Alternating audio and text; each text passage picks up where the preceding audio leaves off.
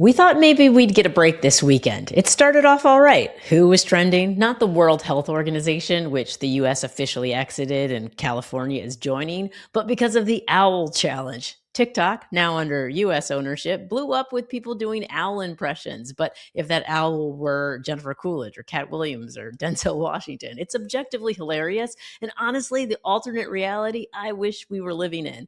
But if you logged on after Saturday morning, our reality ended with a winter storm testing our infrastructure and yet another ice killing testing our ability to not burn it all down. It's causing some soul searching and backtracking with a most unlikely group of people, Republicans.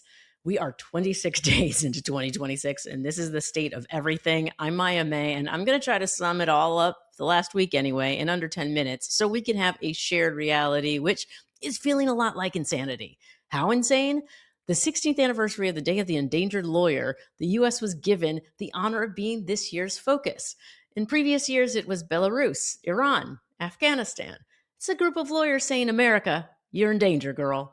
The rule of law is in jeopardy. It's supposed to be law and order. Something an administration full of strong arm, punch first, ask permission never criminals doesn't care about. They break laws, create chaos, get sued, a lower court issues an order, and then maybe they follow it or maybe they don't. Just last week, the Eighth Circuit Court of Appeals paused the use of force restriction that District Court Judge Menendez had issued, telling ICE they can't pepper spray peaceful protesters. And the Eighth Circuit was like, actually, yes, you can. And ICE was like, how about we shoot a protester 10 times? Alex Pretti had his phone out filming ICE and trying to protect a woman who'd been knocked to the ground. Agents pepper sprayed him, tackled him, and then shot him. In multiple videos, multiple angles, he never pulled his weapon, which he was licensed to have. The usual suspects pushed the usual lies. Stephen Miller called him an assassin. Kristi Noem said he wasn't there to peacefully protest. He was there to perpetuate violence, apparently confusing Pretti for Kyle Rittenhouse. Given that no one can trust the DOJ, and that witnesses were rounded up, a judge granted a restraining order to preserve evidence. Pretti's parents released a statement that the sickening lies told about our son by the administration are reprehensible and disgusting. Alex is clearly not holding a gun when attacked by Trump's murderous and cowardly ICE thugs. The Republican narrative that it's the party of law and order is unraveling. Pam Bondi just wrote a letter saying they'll call off Operation Metro Surge if Minnesota turns over its voter rolls. But I thought it was about public safety. See, it seems all confusing, but it's chaos and weaponized incompetence up top and a disciplined effort to get blue state voter rolls at the bottom. Minnesota Secretary of State Stephen Simon says that the demand is bizarre and disturbing. CEOs are finally speaking up. They ask for an immediate de-escalation of tensions, to which a LinkedIn user replied, y'all are 2 weeks and 2 dead bodies too late with this 2-week response. Agreed. At Sundance, celebrities wore ICE out pins. A general strike was called by actor Edward Norton, who once played a neo-Nazi, and Florida Congressman Maxwell Frost was attacked by a real-life one, allegedly, who said that Trump would deport him. But Frost is from Orlando, Florida, born and raised, so it's unclear whether he'd be deported to Disney or Epcot. This weekend was insane, but it seems to be a tipping point. Senate Democrats are saying they won't provide the votes for the appropriations bill, which could mean a possible government shutdown. And more Republicans are coming out to say that if this is what it takes, then maybe this ain't it. Greg Bovino is being sent away, and Tom Homan is heading in to clean up his mess. And Minnesota Republican gubernatorial candidate Chris Mattel suspended his campaign in a video statement saying Operation Metro Surge has expanded far beyond its stated focus of true public safety threats. And Senator Rand Paul, the chair of the Homeland Security Committee, has called for the heads of ICE, CBP, and USCIS to testify. But I want to note, it wasn't Jonathan Ross killing Renee Good or agents using 5-year-old Liam Ramos as bait and then shipping him thousands of miles away from home that did it. It was actually ICE killing Alex Pretti while attacking his Second Amendment rights. Kash Patel said, you cannot bring a firearm loaded with multiple magazines to any sort of protest that you want. It's that simple. And the don't tread on me's finally woke up. The tyranny they thought would never come for them is at their doorstep. It seems like we have found some common ground. Are we really going to let them throw away the Constitution?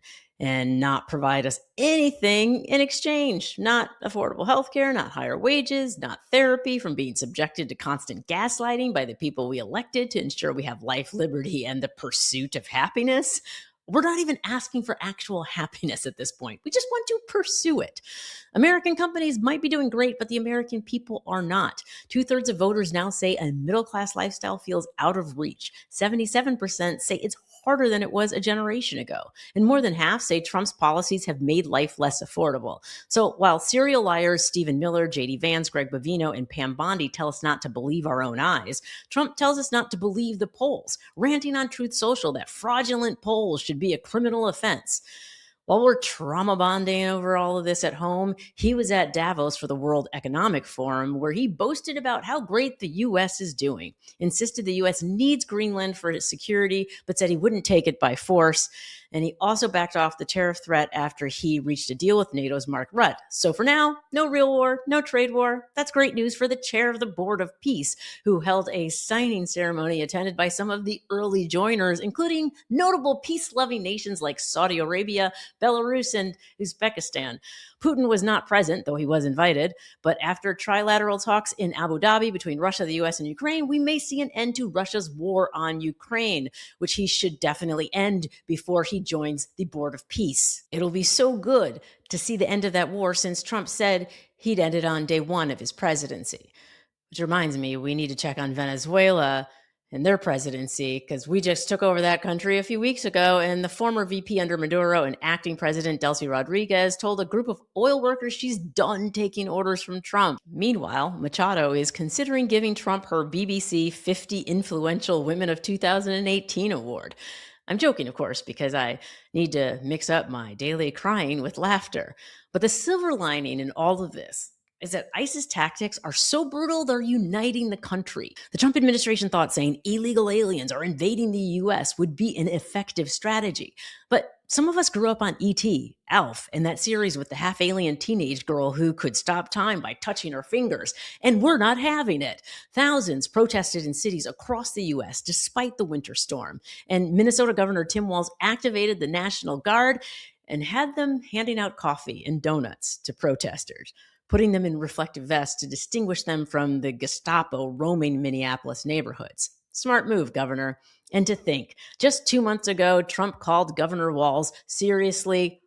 I'm not going to repeat it, but now after having a good conversation, they're on the same wavelength. That's progress. I'll take every win, even if it's as small as Greg Bovino leaving Minnesota, being demoted, and possibly resigning.